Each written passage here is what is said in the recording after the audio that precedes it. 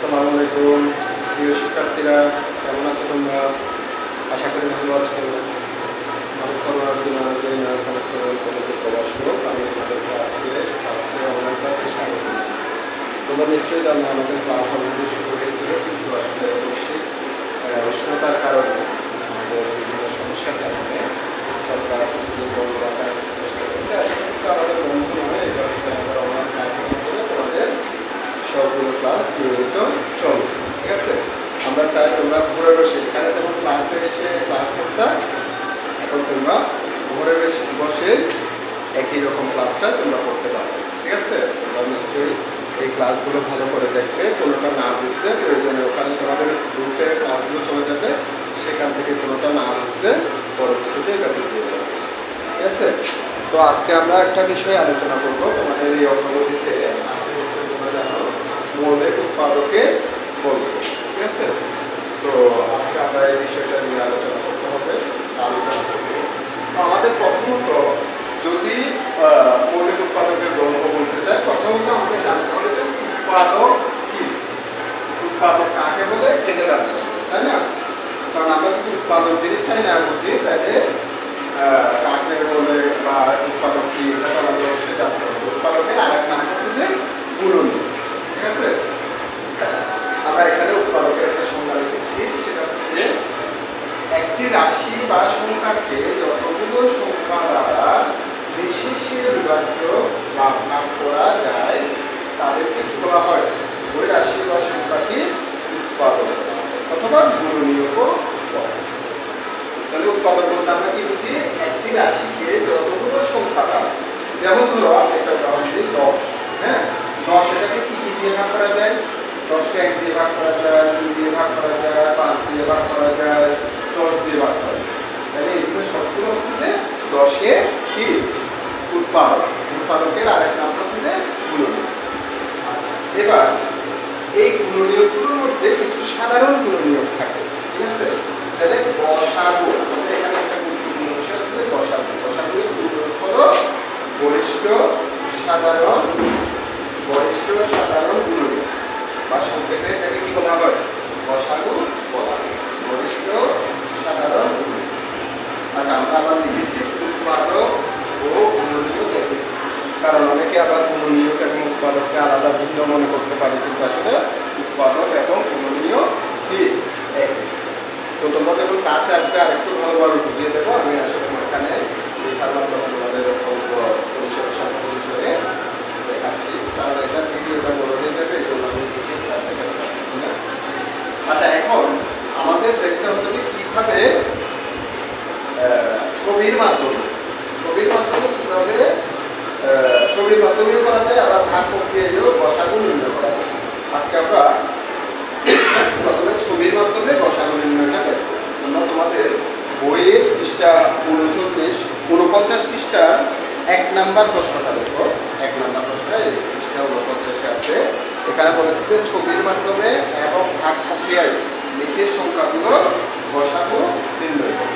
ঠিক আছে, তো আমি এখানে প্রশ্নটা লিখেছি পৃষ্ঠা 49 1-এর ক। কি বলেছে? 24, 45 এবং 72 গসাগু নির্ণয়। তাহলে প্রথমত আমাদের ছবির মাধ্যমে কিভাবে গসাগু নির্ণয় করবো দেখো। এই সংখ্যাটা হচ্ছে যে 45। হ্যাঁ, 45। তাহলে 45কে আমাদের সবচেয়ে সময় সংখ্যা যেটা ছোট আছে সেই আকারে ভাঙতে হবে।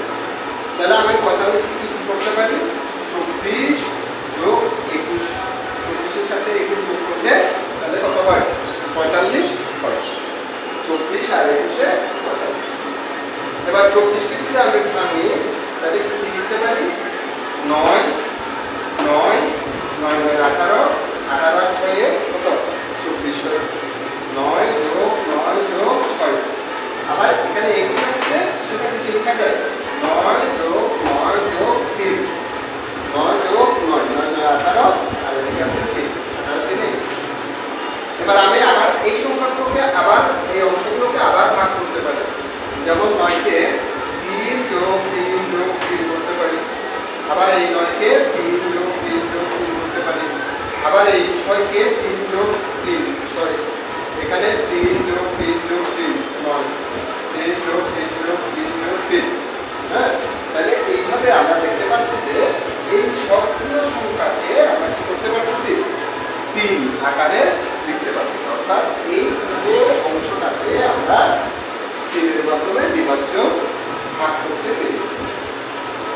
এবার আসি 45 পরে 72।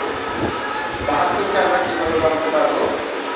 প্রথমত 72কে আমরা 34, 34, 34, 34, 34, 38, 38, হ্যাঁ 34, 72।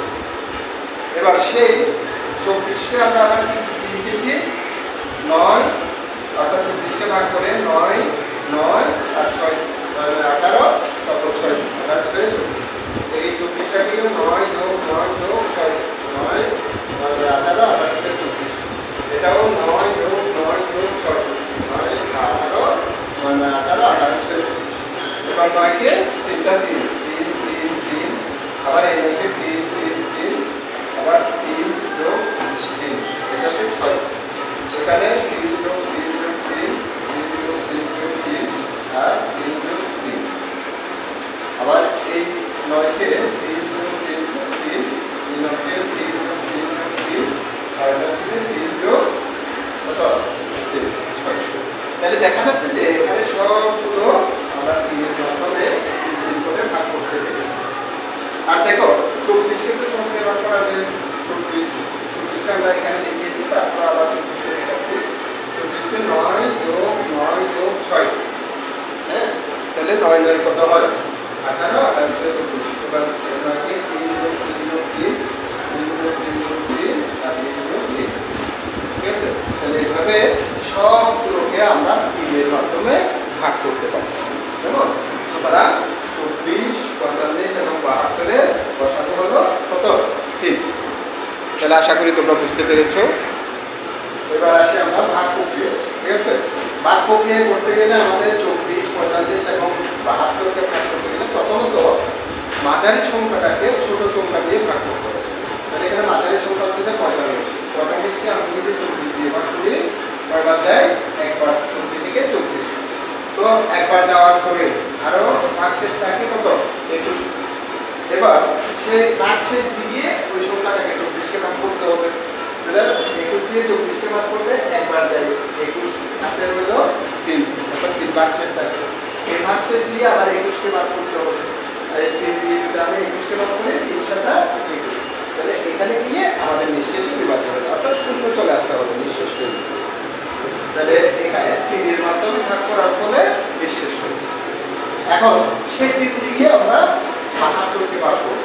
72কে ভাগ করলে প্রথমে 7-এর মধ্যে 2 বার যায়, 3 দুগুণে 6, 8-এর মধ্যে 1, এদিকে 2 নামালাম 12, 12কে 3 দিয়ে ভাগ করবো, 3 দ্বারা 12, অর্থাৎ 24।